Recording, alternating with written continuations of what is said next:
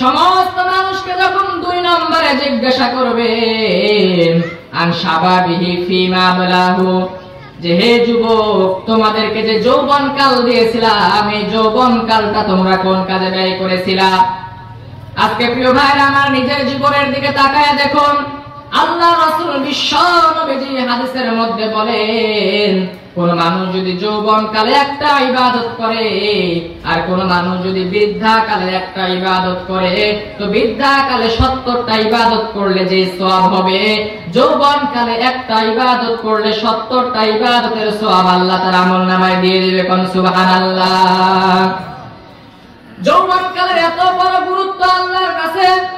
আল্লাহ বললেন, বান্দা তুমি সারাটা জীবন নিজে খারাপ কাজের মধ্যে ব্যয় করে দিলা।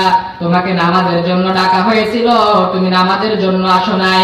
নামাজের জন্য ডাকলে বলেছো আমার অমুক কাজ আছে, তমুক কাজ আছে। কিন্তু অনেক মানুষ ছিল নামাজের জন্য ডেকেছে, সেই মসজিদের মধ্যে চলে এসেছে। ও বান্দা, তুমি যে নামাজ পড়েছিলে আমি আল্লাহকে রাজি খুশি করার জন্য, তোমার যৌবন কালটাকে যে ব্যয় করেছিলে আমি আল্লাহকে রাজি খুশি করার জন্য, আসো বান্দা আসো, তোমার যৌবন কালের উপরে আমি এত খুশি হয়ে গেছি, এত খুশি হয়ে গেছি, যাও তুমি জান্নাতের মধ্যে চলে যাও। কোন সুবহানাল্লাহ। আল্লাহ পাক রব্বুল আলামিন অনেক মানুষকে ডাক দিয়ে বলবেন, হে বান্দা, তোমার যৌবন কালে কি কি করেছো সেই কাজের হিসাবগুলো দাও, তাহলে তোমার বৃদ্ধা কালে যা যা করেছো আমি আল্লাহ মাফ করে দেব। কোন সুবহানাল্লাহ।